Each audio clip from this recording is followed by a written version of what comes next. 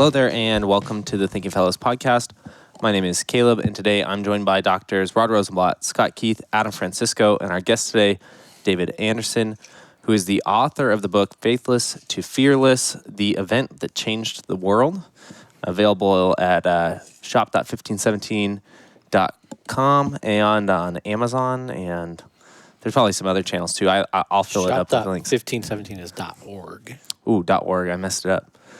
Shop.1517.org. You can check it out. It's an apologetic work, which gets us to the introduction of the show. We're in a multi-week series on apologetics, and this is a middle episode. So catch Dave up. We did 2 introductory episodes to apologetics, and now we're going to start doing. I sent out a blast for listener questions on apologetics because we did a 20-something episode series on apologetics in our first year, and we covered a bunch of topics. And this time I thought we'd go through maybe some of those exact same topics, but from the angle of a way somebody from the outside would be asking the question rather than the way we would just sort of do it on paper. So that's what we're going to be doing in the upcoming weeks. But in between that, we're going to talk about this book, the content of this book, because I thought it was interesting. So people can go ahead and check that out. The other thing to keep note for this episode is we have 2 Christ Hold Fast City events coming up soon. We have one in Houston and one in Las Vegas. You can sign up for those at the 1517 website. I'll put the link in the show notes. 1517.org/events is how you can get there directly. But again, I'll put the link in the show notes so you can go there and you can check those events out. If you live in Southern California, Las Vegas is not a horrible drive. So that might be worth it, especially if you live like in the high desert in the Inland Empire. Then it's really not that long of a drive if you're listening to the show. And Adam, are you going to be in Vegas? Yes. So Adam's in Vegas. Every weekend. Scott's in Vegas. That's... Just kidding. I have no idea what to do in Vegas. Oh, we'll show you. I once graded papers at a bachelor party. While they're all out doing whatever people do in Vegas, I was grading papers. Last time, That's how big a nerd I am. Caleb and I were there. We went and shot automatic rifles. Yeah, we did. Ooh, we got to... Yeah, there's Now you're talking. a small range inside. Where That was pretty fun. That was pretty fun. Never had the urge to shoot an automatic weapon. I didn't really have the urge either, but it was offered, so... Yep, understand. Yeah. Yep. So I think, let's see, we did the book, the event. I want to make sure I'm not missing anything else. If I am, I'll put it in the show notes. Just look at the top half of the show notes there. We're also I've been asking people week after week to help us bump up the amount of reviews we have on the Thinking Fellows podcast. We're at pretty close to 500 reviews, maybe at the time after this recording, over 500. Hard to tell. But if you haven't done that yet, great opportunity to pause this episode, go into the review section of Apple Podcasts and go review it and then come back. Again, the immediate goal is 500, and I think we can, I honestly believe we can hit the goal of 1,000 this year. We have significantly more listeners than that, so it would just take some people who don't listen on Apple Podcasts going over there and reviewing, and I've been putting the link in the show notes. So even if you listen on Android or you use some other application, it'd be great to get that review. It helps bump us up in the search results, not just on Apple Podcasts, but in the directory of almost every podcasting app out there. So that would be really worthwhile for us. Okay, guys, let's get into this episode. So, Dave, could you give us a little bit of your background, what you do for a living? Everybody on the show is professor, a theologian, or something like that. Could you tell people where you're coming from now? You're not a professor. I am Or theologian or something Oh, okay, of that stripe. Yeah, I was a professor. I taught in the Concordia system for a few years and other places in the Midwest. But my crushing student loan debt for my PhD required me to get a real job, unfortunately. And as Aristotle says, philosophy bakes no bread. So That needs to be a sticker. yeah. So I'm on it. a family member of mine and I started a software company, and that's what I've been doing ever since. And part of what influenced me to look at how humans behave, quite frankly, is by watching various organizations and how employees behave, how people behave, why they're so resistant to change. And that's what led me into some of the research of Kahneman and a lot of others. And the interesting part about it is human nature being what it is, we see exactly the same behavior in the disciples. It's all right there in the text. And again, those are things that even skeptical scholars accept as historical because they fit the criterion of embarrassment. The early church would not have made up embarrassing details about the disciples, and certainly not deliberately. And it's all there. There's a lot of embarrassing material in there about the disciples. I mean, they're dumb questions which I see myself in them.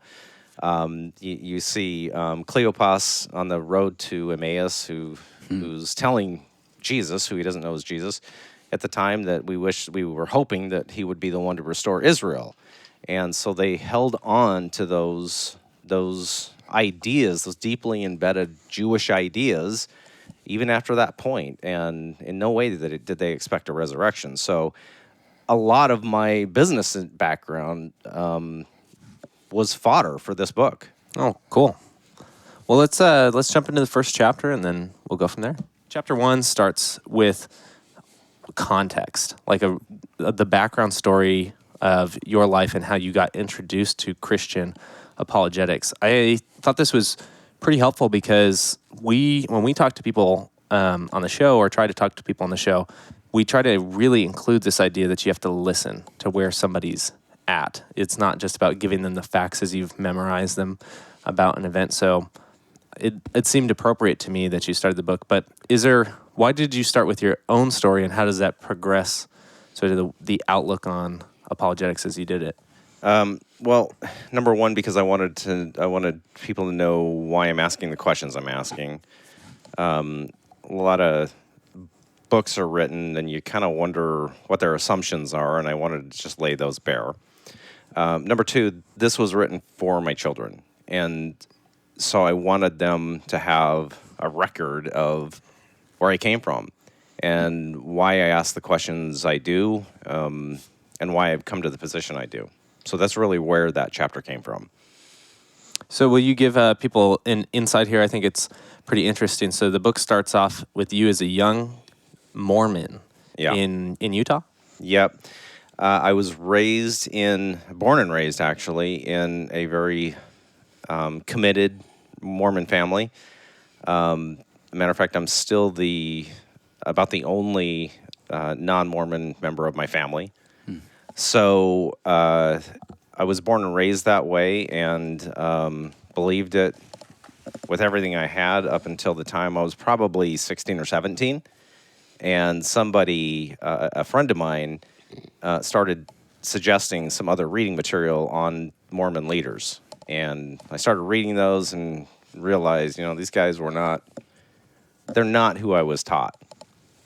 And they have some ghosts in their past and some crazy ideas, and that's kind of what catalyzed or just pushed me out of the faith. So some like investigative questions? Yeah. What do you mean? Like looking at the sources of what you believed in, and where it was coming from? Yeah, so there have been some books that have been written by a lot of people, actually. Walter Martin was one of them, and I went and worked for Walter Martin when I was about 20 years old, and actually it was Martin's organization that sent me to Christ College, to you, Rod. Thank God for that. But there are a lot of people have written and just reproduced the documents of the early Mormon founders and what they actually wrote, and I wasn't taught that as a young Mormon person, and it really just shed light on who these guys really were and what they really believed, and it's just still seems crazy to me. It's like Joseph Smith and Brigham Young and those characters. Yeah, okay. Yeah, we're talking about the founders. Mm-hmm.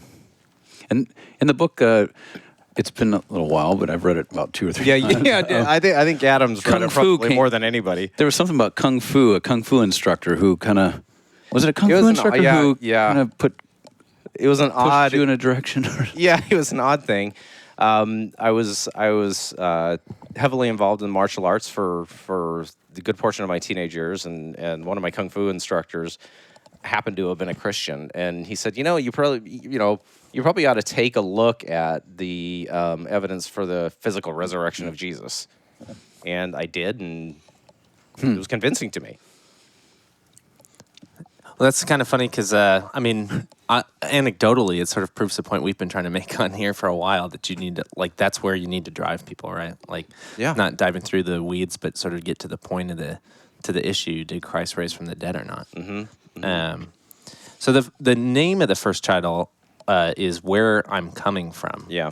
Which, do you propose then that it's important for us to understand where, even as Christians, where we're coming from before we engage in these apologetic conversations? At what level does this idea of understanding one's past affect the apologetic task? The reason I put it in there is because I wanted to make clear why I think these conversations need to be based on what we know to be true rather than what we feel is true. Because I was raised obviously as a Mormon who believed that truth is known by what they call the burning in the bosom.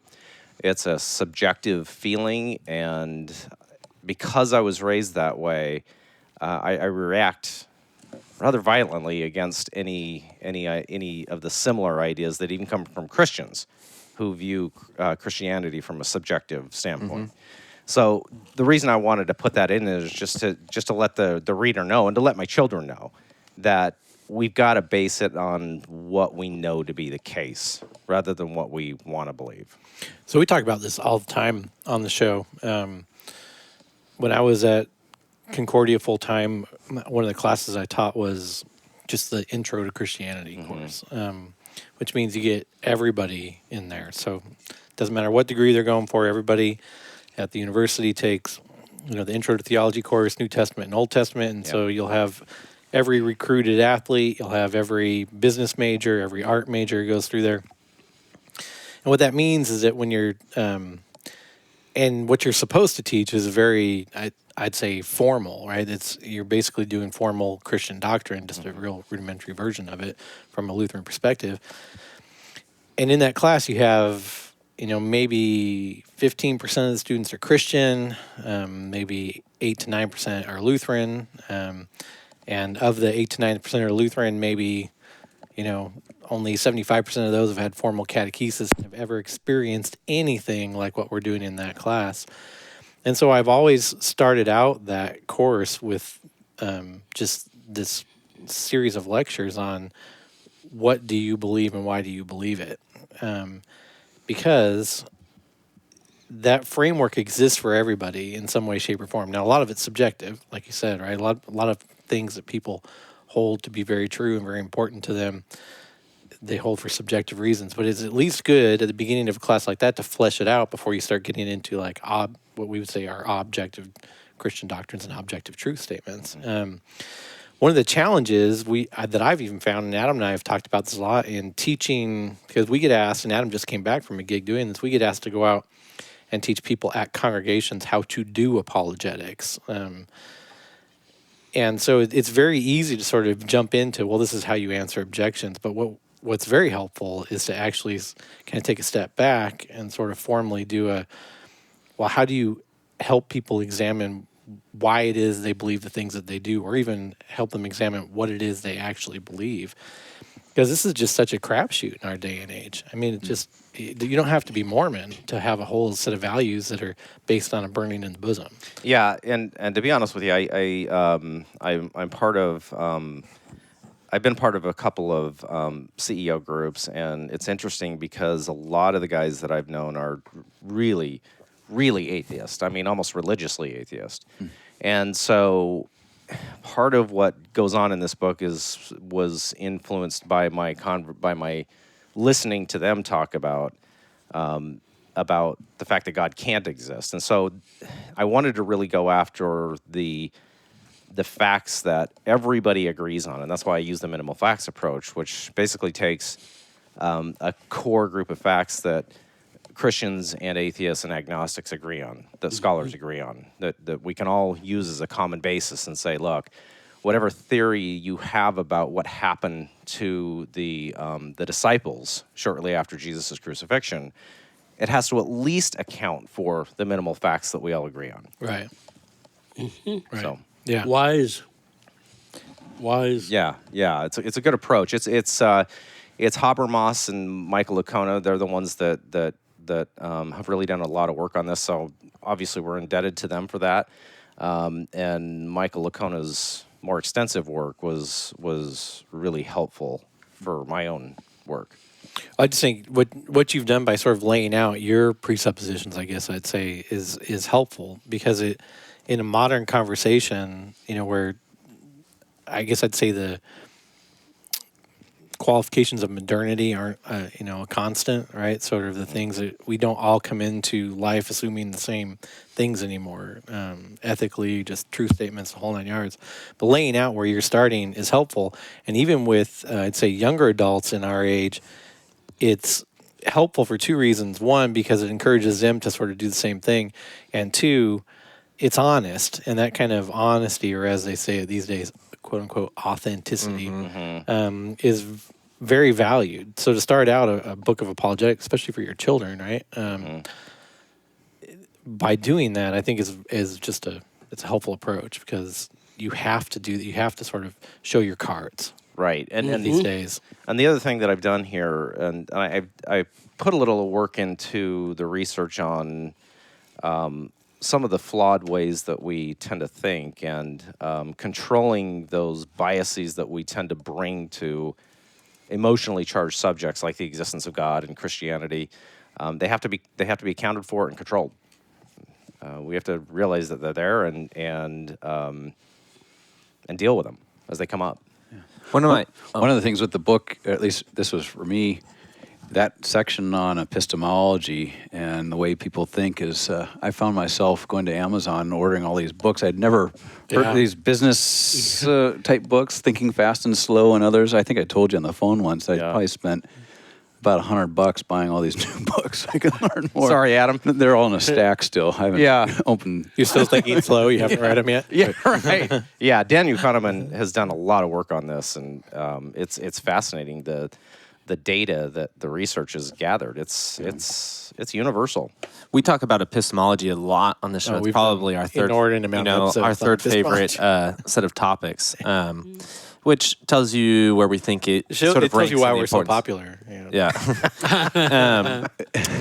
And one of the, I liked the way I think it was put was that we tend to think we're really scientific, like objectively, and we tend by we, who are you speaking of? Like the Western world. Okay, gotcha. Maybe I know I think I am. Yeah. But so does everybody else, and at some level that seems to break down in the way we actually process information. Could you outline that? Because I thought it was one of the pretty clever pieces in here. So a lot of the research a lot of it has come from Kahneman. He shows by a lot of data, experimental data, that we have two systems of thinking. System one is a very gullible system. It's rather instantaneous. We tend to believe the first thing we hear.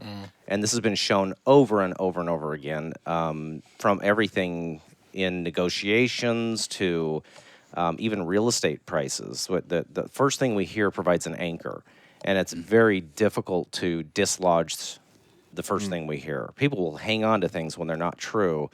Even when they've heard the correction, they will still hang on to it. I might know somebody who does that pretty well. I might be married.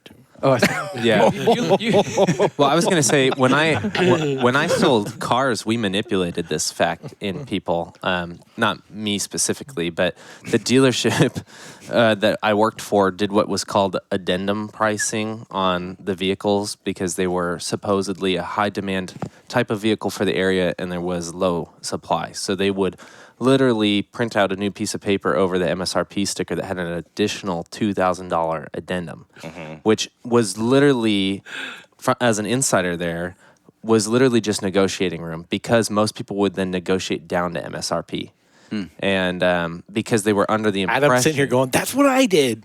And all you had to say was, look, you can go online and you can see that the cars are selling for cheaper in other areas, but that's not here in this particular geographic area. Yeah, and this has been shown. I mean, this has been shown all over the place. But in any negotiation, you want to be the first to set The number. set a That's right. price. Yeah. Because it'll inevitably end up somewhere around the price that you have anchored Yep. in the person's mind. Anybody who's watched Pawn Stars knows that. By the way, insider information, if you go to a car lot as a Thank You Fellas listener and you see an addendum price, totally disregard that. That's just negotiating room. Good grief. Car dealership. Somebody works at a car dealership and is listening to this right now and going, stop. Yeah. Well, one of the things that this makes me think of is just how in the political discourse, just how powerful narratives I are. was thinking that too. And they know it too. And they yeah, know it. yeah. They know how to manipulate it. Lately, I've been thinking about all these claims of systemic racism and so on and so forth. What happens if you're not being coached by a narrative? You put down your phone and you just go about your normal, natural life. Will you experience those things? And if you don't experience those things, does that then, when you encounter the claim that everything's racist everywhere, do you question that? And your books suggest that you hang on to that, despite the facts. Exactly. And so in my work with Islam, I encounter that all the time, this sort of rigid ideological thinking where something's true or presumed to be true regardless of the facts. It's like what I think it was said of either Hegel or Kant when somebody questioned, I think it was Hegel, his approach to, or his outlining of how history drives forward. And a young girl says, well, Professor Hegel, that's a nice theory, but it doesn't fit the facts. And he says, the facts be damned. Right. Yes. And, Yeah. I mean, that The story is told a lot. I think it's apocryphal, but it I sure think so. gets it across. I hope it's true, though. It might not be true, but It would take a who cares German what the to do facts that. are here? Yeah. But you encounter that it's in.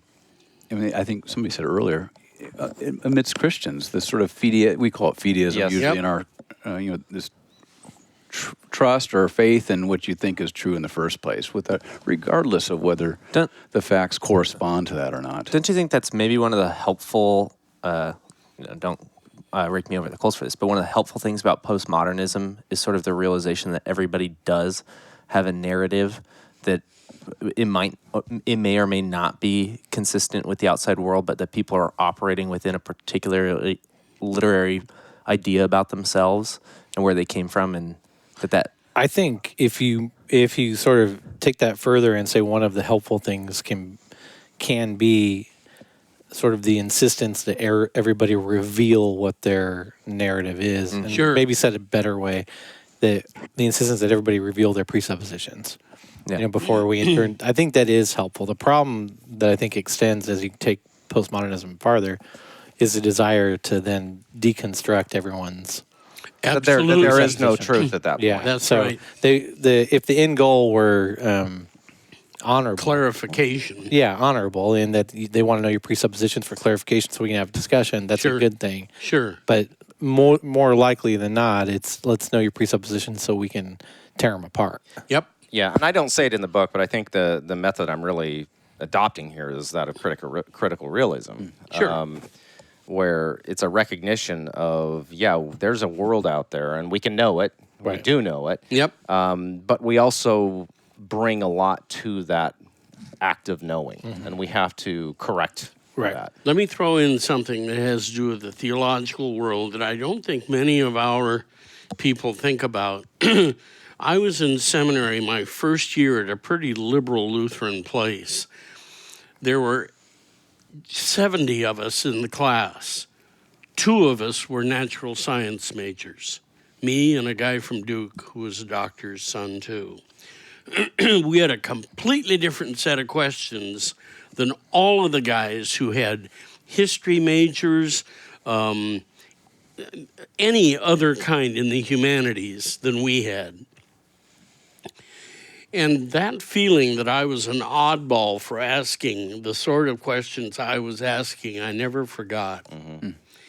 That I was out of water, or a fish out of water in my own field that I was beginning. Mm-hmm. And I thank God for that. So do we, Rod. I think everybody around this table can attest to that. I think it probably makes, and I would guess, Adam's stomach turned that the history students weren't asking similar questions. Yeah. I mean, because practicing a science of a sort too that Yes. sort of Should be. asks for the same sort of evidential proof or argumentation or evidence. Yep.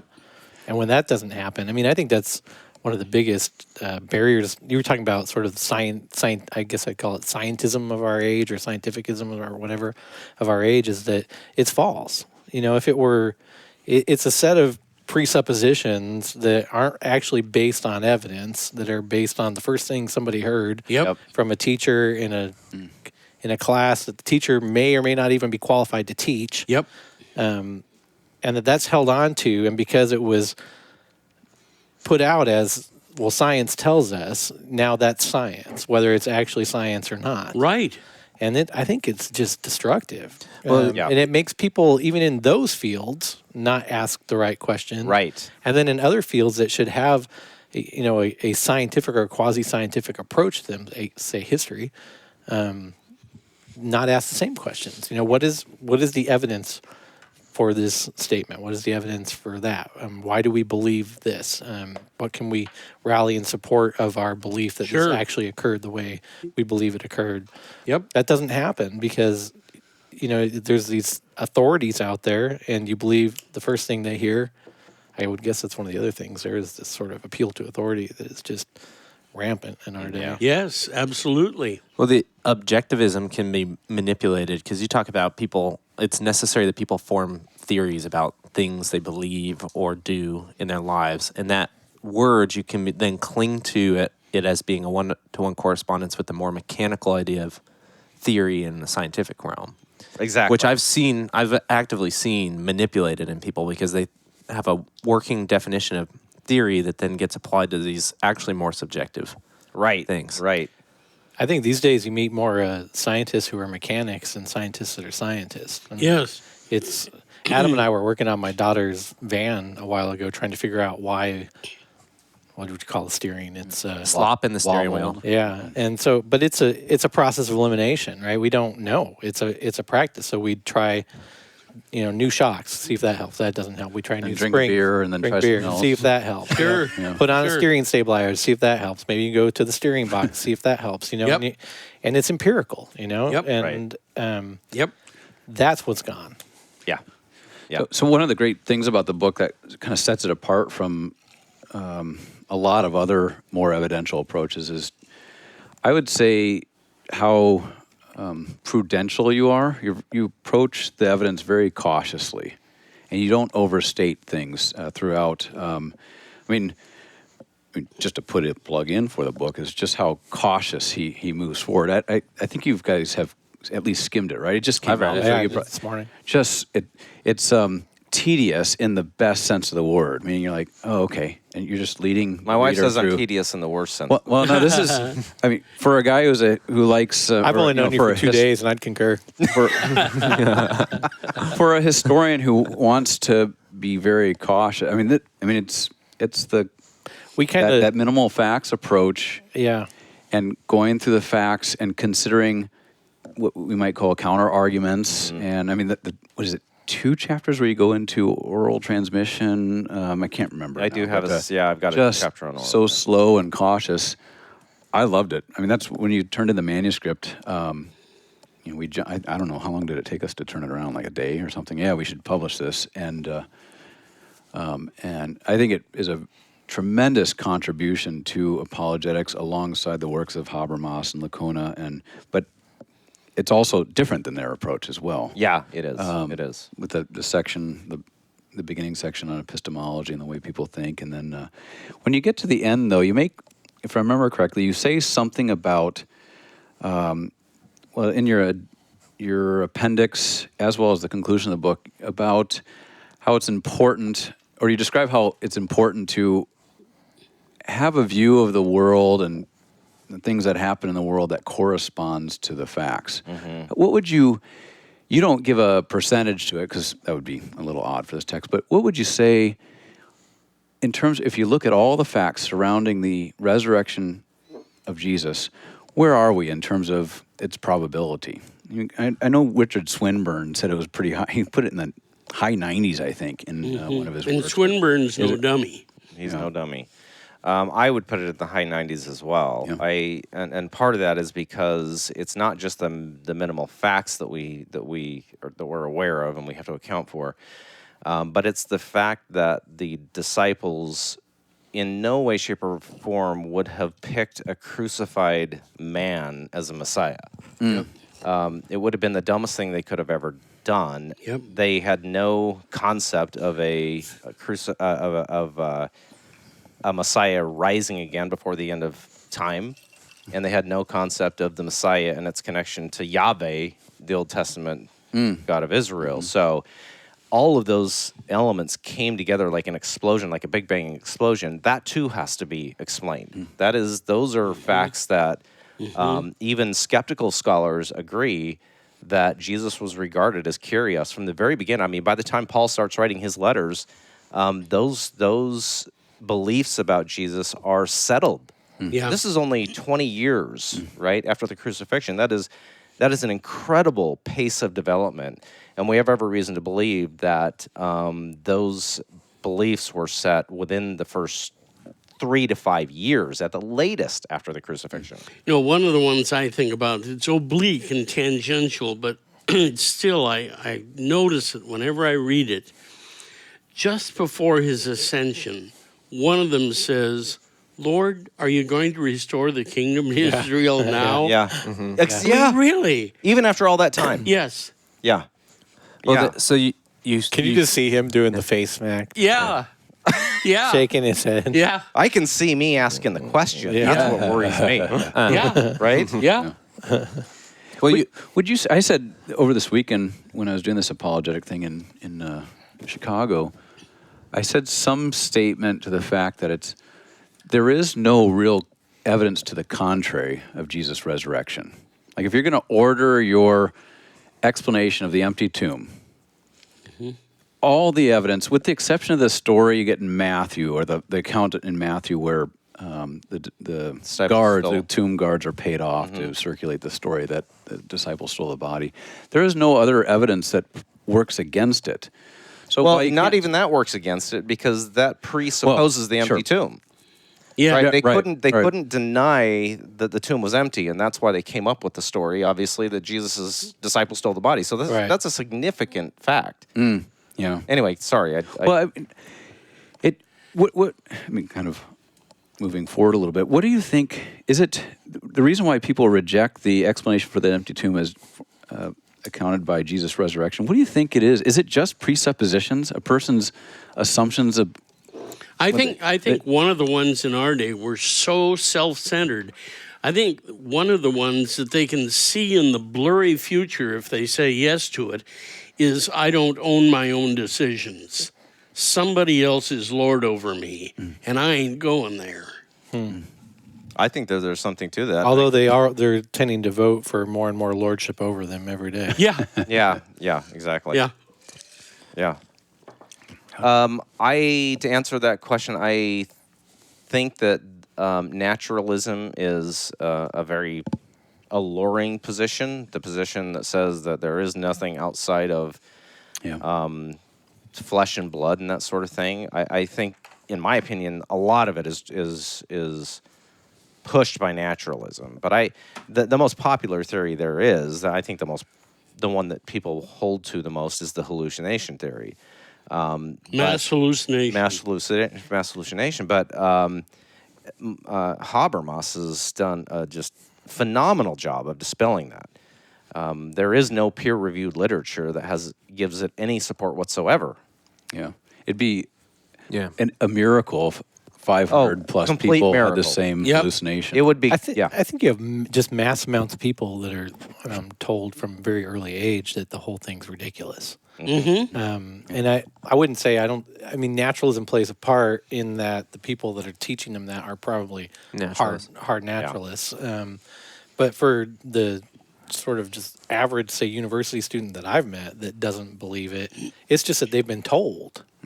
You know, That it's a myth and Yeah, not it's even a cleverly there's- devised one. Yeah, Right. I mean, again, I hate to keep bringing him up since she broke up with him, but maybe that's why I'll bring him up. But Autumn's ex-boyfriend, you know, he comes into the house and he's got literally one semester at a community college in biology. One semester. Okay. And he comes to Caleb's house and has all sorts of these sort of just pat objections Yeah. to Christianity. This kid was raised Christian. His first bachelor's degree is from a Bible college. You know, one semester at a community college with a somewhat clever biology prof, and he's now saying, you know, extraordinary events requires extraordinary evidence. He's saying that I won't believe in the myth of Bronze Age peasants and all this other crap that is just, and he just Matters of faith and matter of fact are separate. just eats it up, right? And that's it. And I think that's it. If you can actually get somebody to want to consider facts about anything, right, and evidence about anything, because that's really hard these days. Yes. I mean, look at the evidence for why you shouldn't make this stupid decision in your life, and then look at the evidence for the resurrection. But, you know, to get people to look at evidence is difficult. But if you can get them to look at it, honestly, I've just personally found that the objection doesn't stay if you can get them to the point where they're willing to just consider the idea that a person ought to be able to, you know, give evidence for any position that they hold. Sure. Sure. I don't know. I keep getting back to that, but it's just Well, you know the one I think of in this discussion? Think of where Bart Ehrman did his college work. Moody. Moody Bible Institute. That explains a lot. I didn't know that. Yep. I didn't know that that's either. funny. Yep. And I mean, special thanks to all the listeners who prayed that they break up, because they did. So I'm getting in real trouble with my family on this episode. I'm gonna be quiet. You're lucky- Stop You drinking pretty gin. much covered the ground. Yeah. You're lucky none of them listen, huh? I was Mom listens occasionally. Oh no.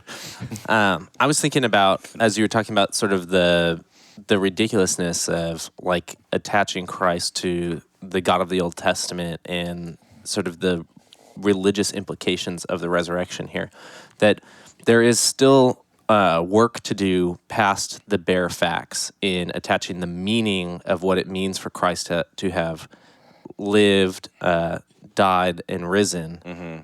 There's still a lot hanging there too. So you can get, which I think is where some of the alternate explanations for the resurrection come, right? Because there are some actually religious things hanging on it still too, but that's actually not to a discount.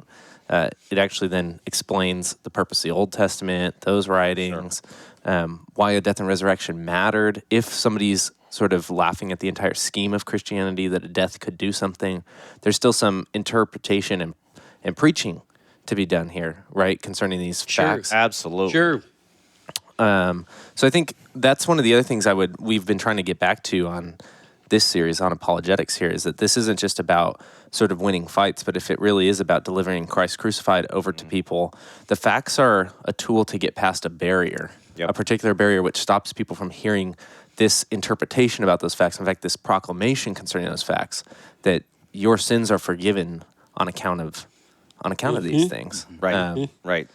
And Right. so, and that's sort of actually the important role that, like why we go to church and things like that, and why this isn't separate, is because that proclamation is so packaged into the fact that this happened, that this isn't a figment of our imagination or a story that or simply a story that we've It's what Peter, passed down. It's what Peter wrote.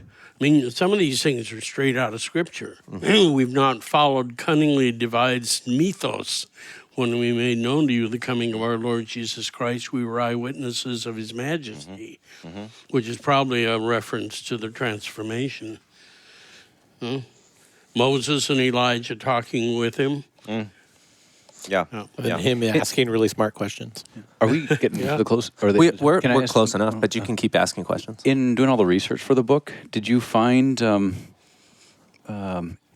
did it strengthen your resolve, or were there areas where you think, oh, I probably need to look a little more deeply there? Or, I mean, No, for me, it strengthened my resolve, particularly, quite honestly, particularly in the section on the oral part, right? That was an interesting section to write. So you have roughly 18 to 20 years between the crucifixion and when our first Christian writings start to appear. And so the natural question is, well, what was going on during that 18 to 20 year? Yeah. But by the way, I mean, that's a really think that's a tiny gap. long time, but it's actually lightning fast Yeah. compared to other. Yep. Compared to other, It may seem like a long time in our age of texting and immediate exactly. information, But it is in terms really of- short. It's really short. Yeah. but Given the cost of even producing documents like this, right, in the but ancient world. but the care that the ancient world went.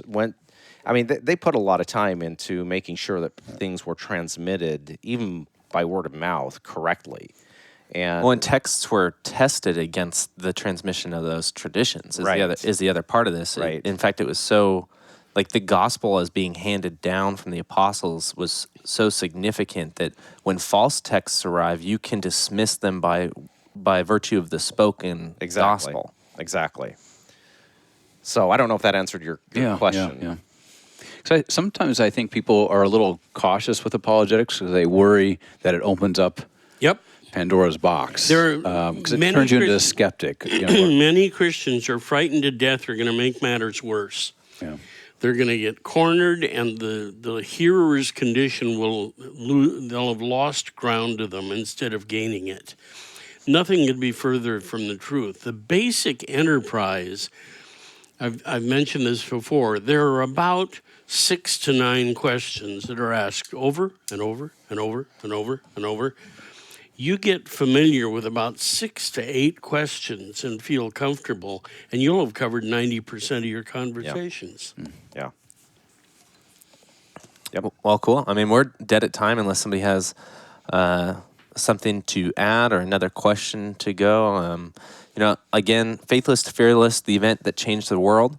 I'll have the link in the show notes, both available on Amazon and on our shop. And you know what? The first person to email me and share the review that they went and wrote for this episode, I will send a free copy Why don't you say the first of that book. First 5 people. I'll do that. First 5 people who email me proof, so like a screenshot of your recently published review on iTunes, free book. Ooh. There we go. You're paying for it? Yeah, out of pocket. It's not coming out of publishing's budget, right? Not coming. It's coming straight out of publishing's budget. Don't be a miser. This is called marketing, Adam.